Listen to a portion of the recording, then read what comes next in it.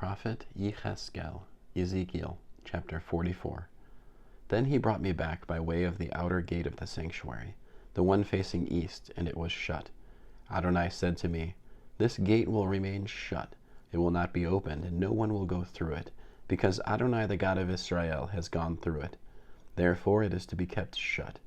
Only the prince, since he is a prince, is to sit there and eat his meal before Adonai. He is to enter through the vestibule of the gate and leave the same way." Then he brought me through the north gate to the front of the house. I looked, saw Adonai's glory filling the house of Adonai, and fell on my face. Adonai said to me, "Human being, pay attention. See with your eyes and hear with your ears everything I tell you about. I tell you about all the regulations of Adonai's house and about all its Torah. Pay attention to who can enter the house and who must be excluded from the sanctuary. You are to tell the rebels, the house of Israel, that this is what Adonai Elohim says. House of Israel, enough of all your disgusting practices.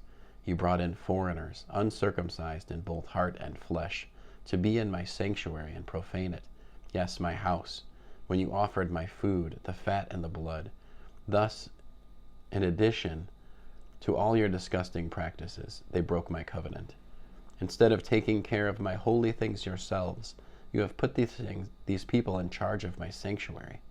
Here is what Adonai Elohim says.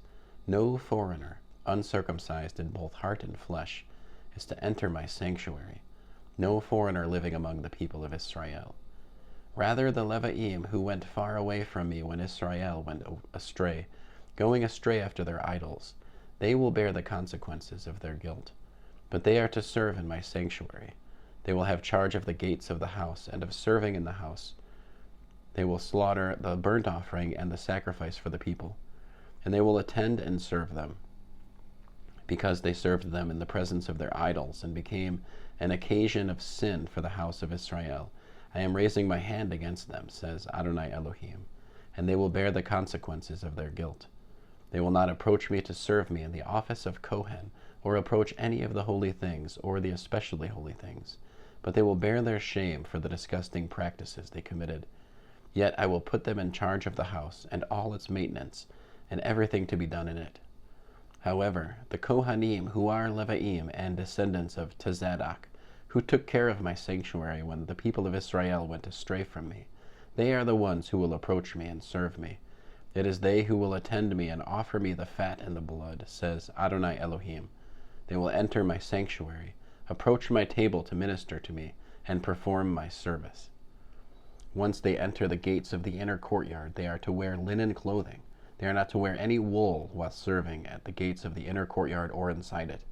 They are to wear linen turbans on their heads and linen underclothes on their bodies, and they are not to wear anything that makes them sweat.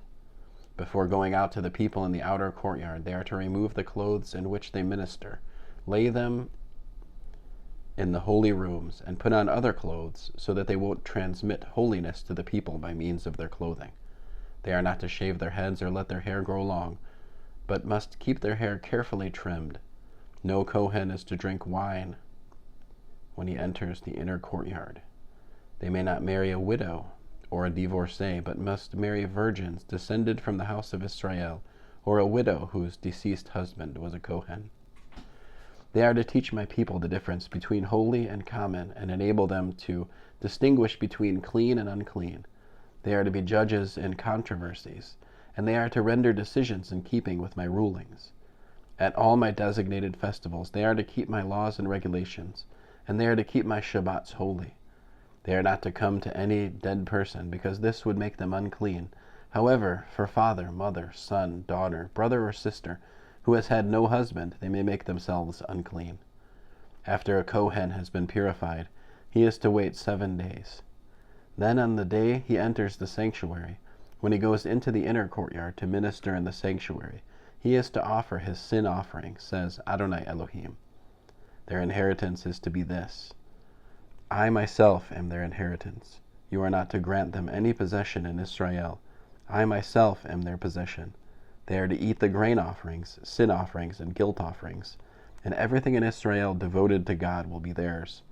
The first of all the first fruits of everything, and every voluntary contribution of everything from all your offerings will be for the Kohanim. You are also to give the Kohen the first of your dough, so that a blessing will rest on your house. The Kohanim are not to eat anything, bird or animal, that dies naturally or is torn to death. End of Ezekiel chapter 44.